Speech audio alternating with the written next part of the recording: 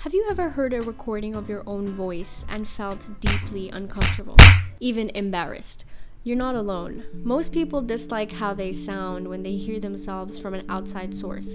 But this reaction isn't just emotional. It's rooted in science, psychology, and the mechanisms of human hearing. To understand why your voice sounds so unfamiliar, we first need to look at how sound travels. When you speak, the sound reaches your ears in two distinct ways, the first being air conduction. This is how sound typically travels through the environment. Vibrations move through the air and into your outer ear, then to your eardrum and inner ear. And the second is bone conduction. This occurs when vibrations from your own voice travel internally through the bones of your skull and tissues directly to your inner ear. When you speak aloud, you're hearing a combination of both these methods. Bone conduction adds low-frequency vibrations, which makes your voice sound deeper, fuller, and more resonant, at least to you. However, when you listen to a recording of yourself, you only hear the air conduction version. Result, your voice sounds higher-pitched, thinner, and often less pleasant than what you're used to. The physical difference is only part of the reason we react so strongly to a recorded voice. The other part lies in how our brain constructs identity. We grow up hearing ourselves with bone conduction. Over time, our brain forms a self-audio image, a kind of internal expectation of what we sound like.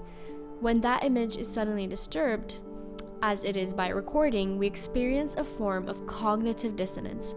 Our actual voice doesn't match the internal voice we've come to accept, and that mismatch often triggers discomfort, self-criticism, or even embarrassment. Psychologists suggest that this reaction may be intensified by our tendency to judge ourselves more harshly than others. Our voice is not just a sound.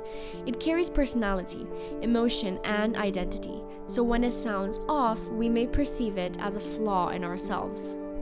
In a world where vocal tones can impact first impressions, job interviews, and social interactions, people often develop insecurities about how they sound, especially in public or digital spaces.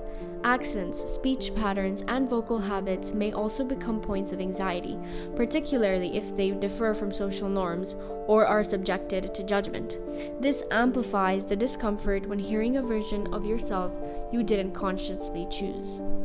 But can you get used to your own voice? The good news is, yes, you can. Repeated exposure to your recorded voice helps bridge the gap between perception and reality.